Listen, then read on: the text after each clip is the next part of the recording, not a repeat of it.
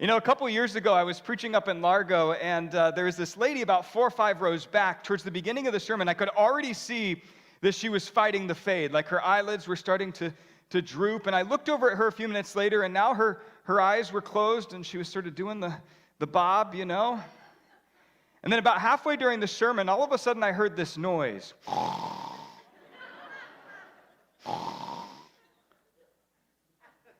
Now, friends, this lady was snoring so loud in the church that everybody could hear her. It was a smaller church, and so there was this weird moment where they looked at her, and then they looked at me sort of like, Chris, are you going to do something, or should one of us do something about this? You know what I did? I don't remember what I was preaching on or what I was talking about. I just remember that I started talking louder and louder and louder, and then I clapped for emphasis, and the lady woke up. And she sort of looked around, pretending like nothing had happened, even though we all knew what had been happening.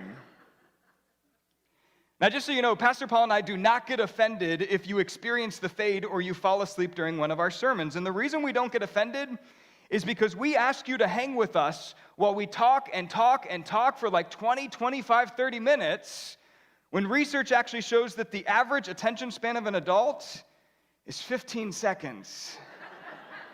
15 seconds. In fact, when TikTok first started their platform, they originally limited their videos to 15 seconds because that's how long somebody could pay attention to a video before they started to fade and think about other things. Now, the reason I bring this up is because it gives us insight into a really important reality, which is this, that as people, it's very easy for us to experience the fade. In other words, it doesn't take much for our passion and energy for something to wane over time. And you know what? This is true not just in terms of physical rest, but you and I, we experience the fade in all different aspects of our lives. For example, maybe there was a point in time where you said, you know what, I want to eat healthier and I want to exercise more. And man, for the first few weeks, for the first few months, you were motivated. You were passionate. You were tracking your sleep. You were tracking your exercise. You were tracking your food, and you were starting to see some really good results. But then slowly over time, that passion and energy began to fade. You stopped exercising as much, and you stopped caring about how much you were eating, and before you knew it, you were back to where you started when you first began your journey. Or how about this one? Maybe you've experienced the fade at work before. Maybe at one time you were passionate and excited about the things that you were doing. When people would ask you about your work, you would say, man, I love my job. But then you got into some conflict with some coworkers. Or your boss took the company in a direction that you did not like, and all of a sudden, your passion and your energy for your job began to fade. You stopped caring as much about the things that you were doing, or you kind of stayed away from your coworkers. You kind of kept to yourself. All the while, over time, you started to view your job as simply a means to an end, a paycheck to pay bills and do whatever you want to do with your life. Or maybe you've experienced the fade in a relationship or in your marriage. Maybe at one point your relationship was filled with passion and energy. You spent time together. You dated one another. You talked about these big visions and dreams of what the two of you wanted to do with your life. And then life got busy.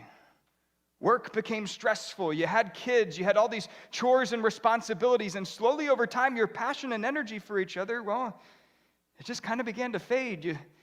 You stopped hanging out and talking with each other. You stopped dating each other. You started to live these parallel lives where you were around each other, but you weren't really with each other. You experienced the fade. Or how about this one? Maybe you've experienced the fade in ministry. Maybe at one point you were excited about being the hands and feet of Jesus to the people in your lives. And man, you were reading the Bible on a regular basis. And you were a part of a small group, and you were doing all these different outreach things, but then slowly over time, you're not quite sure what happened. You simply began to disengage. Your Bible started to collect dust on your mantelpiece or your dresser. The small group became stale and kind of repetitive. The outreach program, the ministry, it just became too much. And slowly over time, your passion and your energy for ministry, it began to fade. You see, friends, you and I, we experience the fade in so many different aspects of our lives. Now, if you've been trekking with us over the past few weeks, we have been looking at the 7 churches of Revelation, and today we're going to be looking at the church in Sardis.